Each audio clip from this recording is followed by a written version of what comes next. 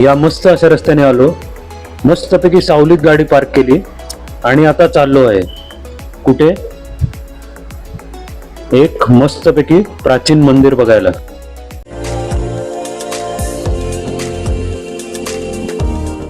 तर लोक हो, आज आलो आहे जेजुरी आणि मोरगाव ह्याच्या एक्झॅक्ट मध्ये असलेल्या आणि करा नदीच्या काठावर वसलेल्या पांडवेश्वर महादेव या प्राचीन मंदिराला. मंदिरात एंट्री मारताच पांडवेश्वर हे नाव का आहे याचा प्रत्यय आला. इथे सगळ्या पांडवांची छोटी छोटी अशी मंदिरं आहेत. फक्त अर्जुनाचे मंदिर हे थोडे लांब असले तरी आपल्याला प्रवेश करताच दिसतात ते सहदेव, भीम आणि युधिष्ठिर यांची छोटेखानी मंदिरं. पांडवांचे या जागी वनवासाच्या वेळी वास्तव्य होते आणि या जागेची आणि पुण्याजवळच्या चतुर्मुख शिव मंदिराचं काय कनेक्शन आहे याच्यासाठी डिस्क्रिप्शनमध्ये दिलेल्या चतुर्मुख शिव मंदिराच्या व्हिडिओची लिंक अवश्य बघा. इथून पुढे आपण मुख्य मंदिराच्या द्वारापाशी येऊन पोहोचतो. मंदिराची एकूण संरचना आणि अत्यंत सुबकपणे केलेले नक्षीकाम पहिल्यांदाच आपले लक्ष वेधून घेतात.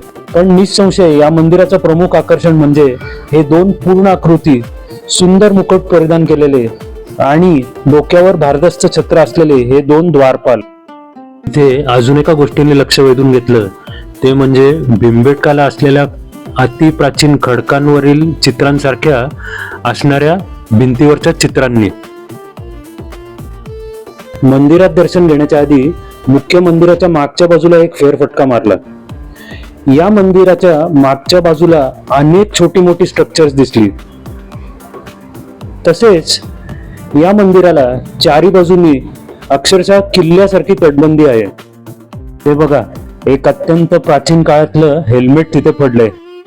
मंदिराच्या शैलीवरून असं वाटतं की ते 800 ते 1000 वर्ष जुनं म्हणजे यादव काळातलं असावं आणि त्याचा जीर्णोद्धार हा 18व्या शतकात मराठा साम्राज्याच्या वेळी झाला असावा.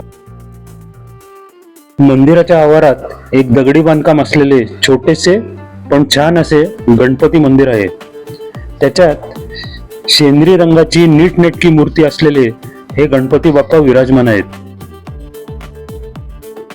आता मी पोहोचलो होतो ते या मंदिर परिसराच्या एकदम मागच्या भागात.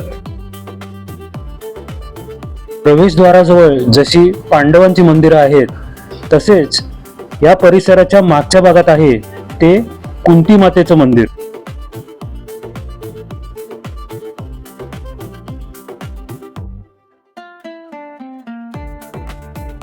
जेजुरीच्या पुढे साधारण 11-12 किलोमीटरनी हा पांडेश्वराचा फाटा आहे. या फाट्यापासून रस्ता जरी अरुंद असला तरी रस्ता बहुतांशी हा चांगल्या स्थितीत आहे.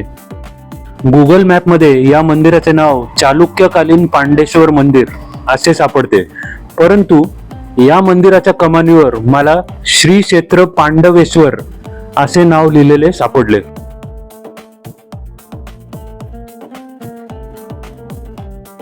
तटबंदीच्या एका भागातून नदीकाठी खाली उतरण्यासाठी पायऱ्या दिलेल्या आहेत. द्वारपालांची आज्ञा घेऊन आता दर्शनासाठी आत गेलो.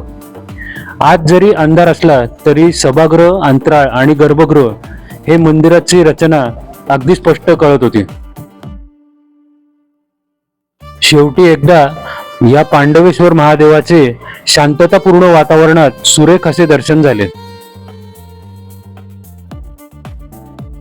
आणि हो, महादेवांकडे पाहत तितक्याच ऐटीत आणि थाटात उभे आहेत इथले आकर्षक असे नंदी महाराज.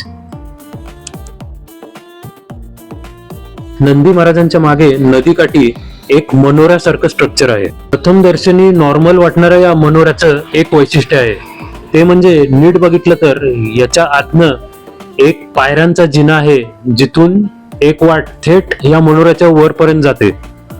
हा मनोरा फक्त वॉच टॉवर होता का हा कशासाठी बनवला असेल? या मनोऱ्याच्या मागनं करा नदीचे आणि त्याच्यात दिसणाऱ्या आकाशाचे सुंदर असे दर्शन झाले.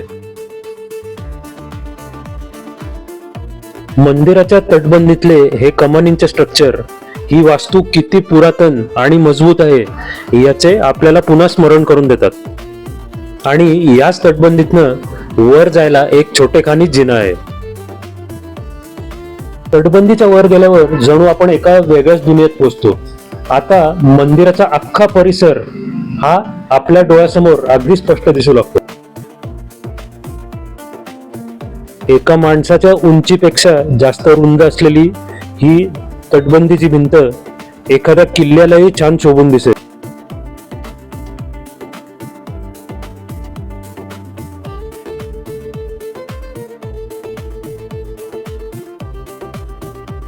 तटबंदीच्या शेवटी हे असे चौकोनी दगडी एक स्ट्रक्चर आहे आणि इथून सुद्धा करा नदीचे सुंदर असे दर्शन घडते. तटबंदीवरून दिसणारी अजून एक गोष्ट म्हणजे या मंदिराचे शिखर. या शिखराचा नंतरच्या काळात कधीतरी जीर्णोद्धार केला गेलाय हे स्पष्ट आहे. या जागेवर इतकं गार वारं वाहत होतं की इथून पुन्हा खाली यावंसं वाटेना. मंदिराच्या परिसराच्या बाहेर सुद्धा नदीच्या काठी अनेक ठिकाणी दगडी बांधकाम आणि पुरातन अवशेष आपल्याला दिसतात.